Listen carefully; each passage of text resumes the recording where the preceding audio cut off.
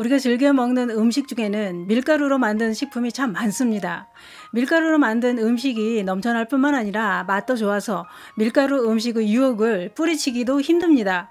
또한 밀가루 음식은 중독성도 있다고 하는데요. 그런데 문제는 밀가루 음식이 소화도 잘 안 되고 속을 불편하게 하는 경우도 많습니다. 그래서 준비했습니다. 속을 불편하게 만드는 밀가루 음식은 무로 해결할 수 있습니다. 그러나 무는 이렇게 먹어야 밀가루 독성을 제거할 수 있습니다. 그 이야기 지금 시작합니다.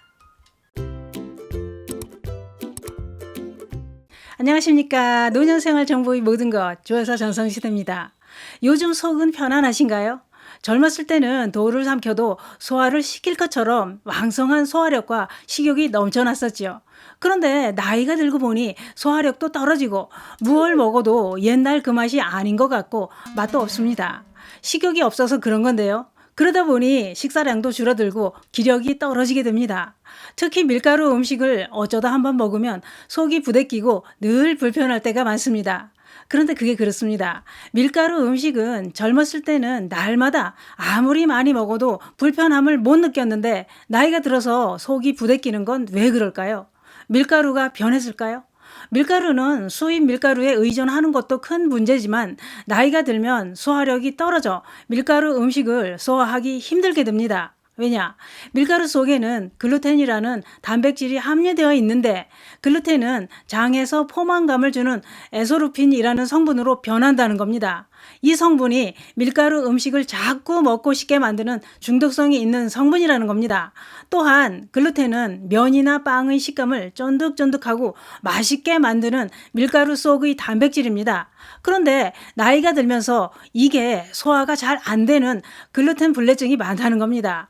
글루텐 불내증은 위장의 소화 효소들이 글루텐을 분해하는 능력이 떨어지는 걸 말하는 건데 이게 노년에 더 심하다는 거죠. 그래서 밀가루 음식을 섭취하면 장에서 빵빵하게 가스가 차거나 속이 더부룩하고 설사도 나게 되는 거였습니다. 더 큰 문제는 밀가루 음식을 먹었을 때 글루텐이 완전히 소화되지 않은 채 소장 점막에 남아있는 게 이게 큰 문제가 되는 경우도 있다는 겁니다. 왜냐? 소화되지 않은 글루텐은 면역계를 자극해 소화기 질환과 천식, 비염, 두통 이런 증상이 발생하기도 한다는 거죠. 또한 밀가루 음식을 섭취했을 때 밀가루 속 글루텐에 거부 반응을 보이며 흡수 장애를 일으키는 셀리악 병도 있다고 하는데요. 셀리악 병은 자가 면역 질환의 일종입니다. 밀가루 음식을 섭취하면 설사와 변비, 위장 질환이 나타나면서 몸속 영양분 흡수를 방해해 빈혈이나 골다공증까지 발병할 위험을 높인다는 겁니다. 밀을 주식으로 하는 미국의 경우 100명 중 1명이 앓고 있을 정도로 흔한 질환이라고 하는데요. 우리나라에서는 이런 환자가 거의 없는 이유는 밀가루를 주식으로 하지 않기 때문에 모르고 지나갈 수도 있다는 겁니다.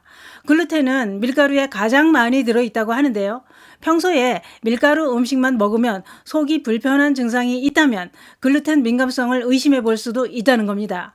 글루텐 민감성은 글루텐이 많이 함유된 밀가루 음식을 먹을 때마다 소장 점막에 면역 반응이 일어나면서 염증이 생기는데 염증 반응은 바로 나타나는 게 아니라 오랜 시간에 걸쳐 장을 손상시키고 온몸에 나쁜 영향을 미칠 수 있다는 전문가들의 설명입니다. 그러나 오해의 소지가 있는 것은 글루텐 자체가 질병을 유발하는 것은 아니라는 겁니다. 글루텐은 분해하는 효소가 없어서 소화를 못 시키는 게 문제다. 이런 얘기죠. 다시 말해 밀가루 음식을 먹고 소화가 잘 되면 문제가 없다는 얘기죠. 그렇다면 밀가루를 많이 섭취하는 유럽은 어떨까요? 요즘은 글루텐 프리라는 밀가루가 나오기까지 하는데요. 그렇더라도 글루텐을 100% 제거하기는 어렵다는 겁니다. 그래서 유럽 사람들은 밀가루에 지닌 독소를 해독하기 위해 자주 먹는 게 있다고 하는데요. 바로 빨간무, 비트를 많이 먹고 있다는 겁니다. 밀가루 독을 제거하는 방법으로 무를 사용한다는 건데요. 밀가루 독성을 제거하고 소화가 잘 되게 하는 건 비트뿐만 아니라 우리가 늘 먹고 있는 무도 밀가루 독성을 제거해주는 효능이 있었습니다.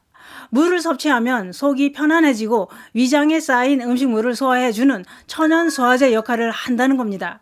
더 중요한 효능은 밀가루 독을 제거해 준다는 겁니다. 무는 밀가루 음식뿐만 아니라 밥이나 떡, 탄수화물을 소화시켜주는 작용을 하는데요. 그 이유는 무 속에 풍부하게 함유된 아밀라아제와 디스타아제라는 효소가 소화를 도와주기 때문입니다. 옛날부터 무는 소화를 시키고 독을 풀어줄 뿐만 아니라 오장을 이롭게 하고 설사까지 다스리는 해독제로 알려져 왔습니다만, 그런데 무를 먹고 소화제 효능을 보려면 섭취 방법을 알고 먹어야 됩니다. 끓여 먹거나 볶아 먹고 익혀 먹으면 그 효과는 떨어집니다. 왜냐?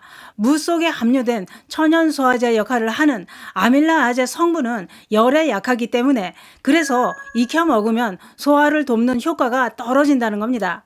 그래서 생으로 섭취해야 밀가루 독성을 제거하고 글루텐까지 소화해주는 효능을 발휘한다 이겁니다.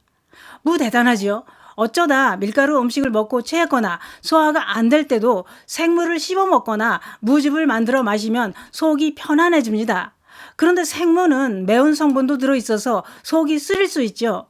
좋은 방법은 동치미나 깍두기로 드시는 방법도 좋습니다만, 또 한 가지 좋은 방법은 무 발효액을 만들어 마시는 방법도 있습니다. 만드는 방법도 아주 간단하고 쉽습니다. 준비할 재료는 무와 설탕만 있으면 됩니다. 무와 설탕 비율은 1:1 비율로 해도 되지만 설탕을 조금 덜 넣어도 됩니다. 잘 씻은 무는 물기를 제거한 후 얇게 나박나박 썰어줍니다. 얇게 썰어야 좋은 성분이 잘 나옵니다. 무를 설탕으로 버무려서 용기에 넣고 무 위에 설탕을 켜켜이 뿌리고 맨 위에 설탕으로 덮어서 밀봉합니다. 일주일 후 설탕이 잘 녹도록 저어주기를 완전히 녹을 때까지 며칠에 한 번씩 여러 번 반복합니다. 설탕이 다 녹으면 서늘한 곳에서 2-3개월 정도 숙성시키고 무는 건져내고 액체만 보관하면 됩니다.